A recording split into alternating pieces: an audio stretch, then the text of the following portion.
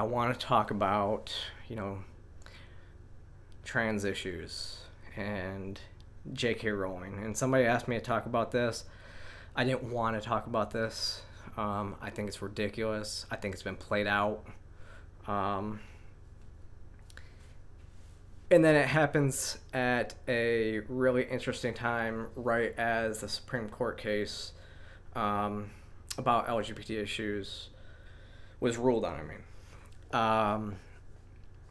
But they actually tie together quite well. So you'll see at the end how I kind of tie these two together. It's pretty interesting, right? And so, those of you that don't know, JK Rowling has been in hot water with trans activists. In the last couple weeks, but she's been in hot water for quite a while now with trans activists for believing in biological sex, for speaking on biological sex. And for that, she has been called a TERF, a transphobe, and so much more.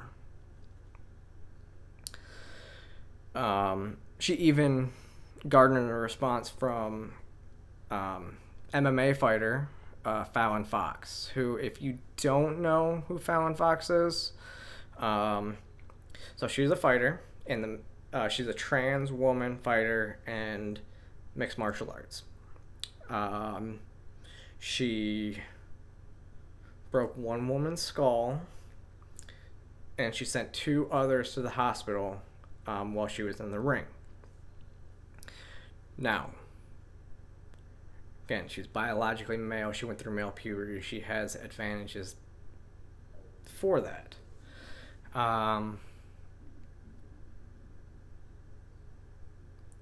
She even bragged on Twitter this week when people challenged her to get the story straight, and she said she loved beating up women.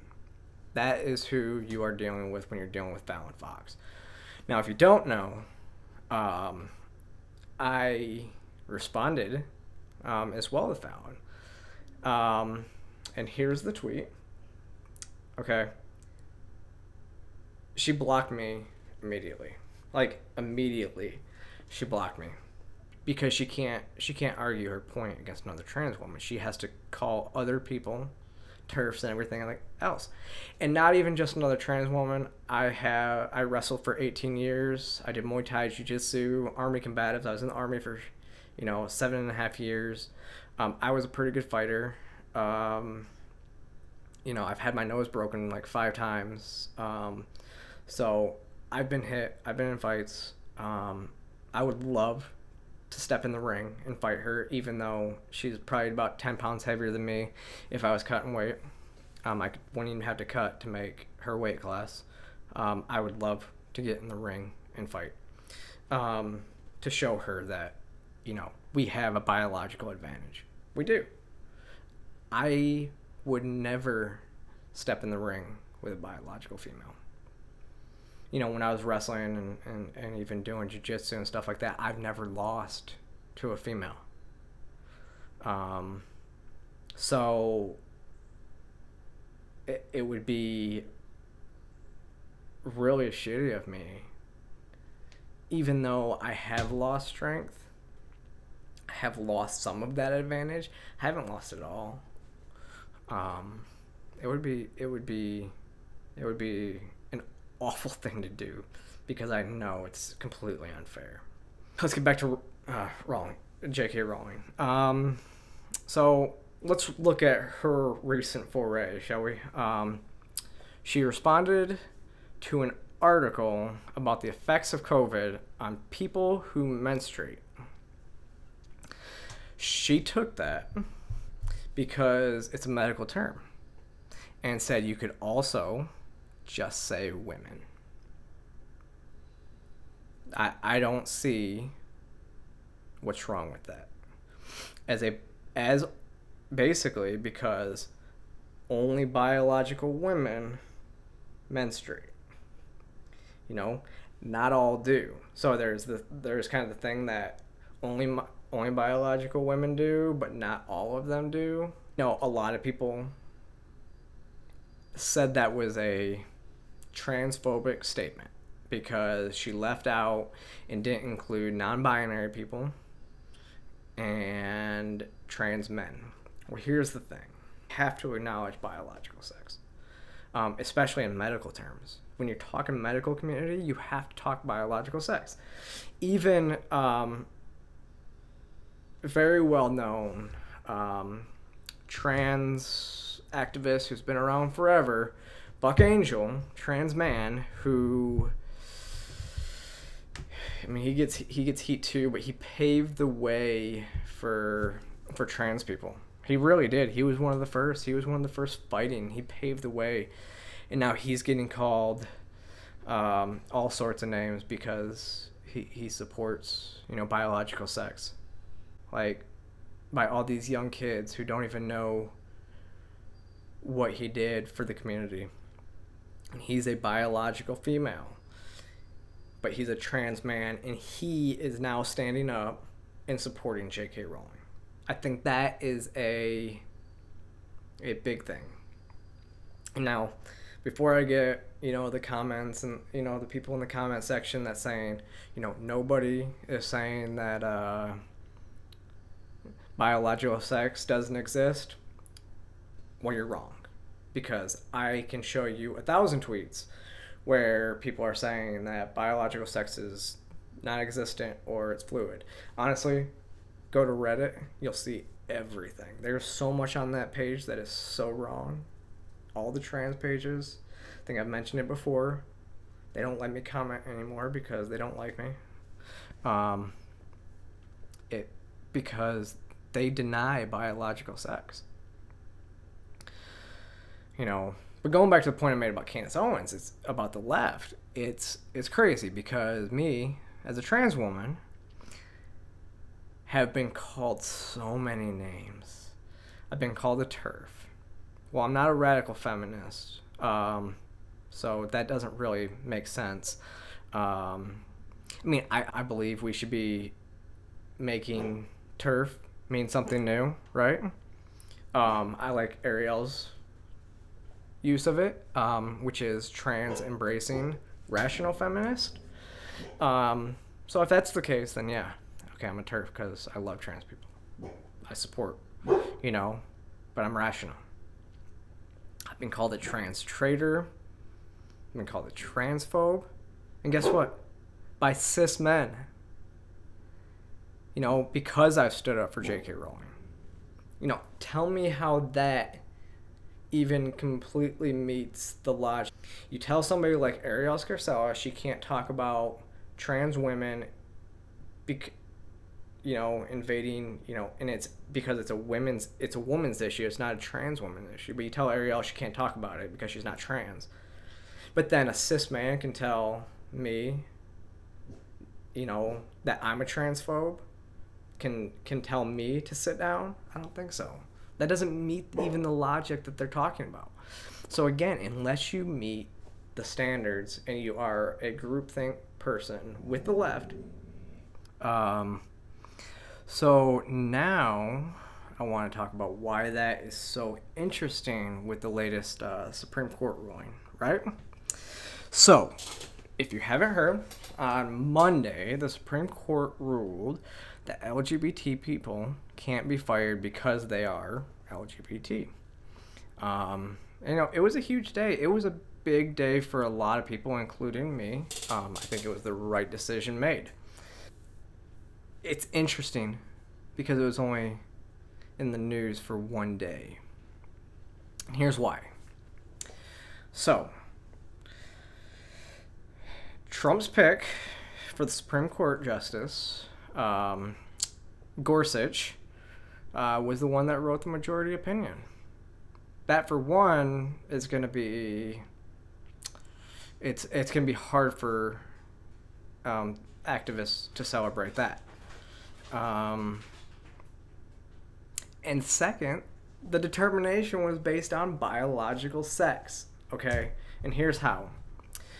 So the Supreme Court wrote that a company cannot fire a man for having a husband because they would never do that if a woman has a husband. right? They also said if a biological man or trans woman wears a dress or any outfit that is appropriate under the women's dress code, then that is also discriminating based on the person's sex. So after the ruling, it dropped from the news. Because then, as I was explaining before, the left in the mainstream media would have to come out and say, you know, they basically have to celebrate that sex, biological sex, exists. So they hid the story. In my opinion, they hid the story because biological sex was the determining factor for their own protections. I will also note that the dissent was not because of LGBT issues. Those justices don't hate the issues, the LGBT community either. In fact, Trump's other nominee, Justice Kavanaugh, said as much in his in the dissenting opinion that he wrote. And it says, and I read, "The best way for us judges to demonstrate that we are deciding cases based on the original meaning of the law is to walk the walk, even in the hard cases when we might prefer a different policy outcome." Meaning, I mean, he agreed with the decision, but it's not. He didn't agree that it was the place of the court to make the law say what they want. You know, I think both sides have valid points. Obviously, I'm happy with what happened. Overall, as a total body, I've been pretty happy with the justices that President Trump has picked. He seems to have picked actually pretty libertarian, constitutionalist justices, which is great. And I think I think that's Supreme Court justices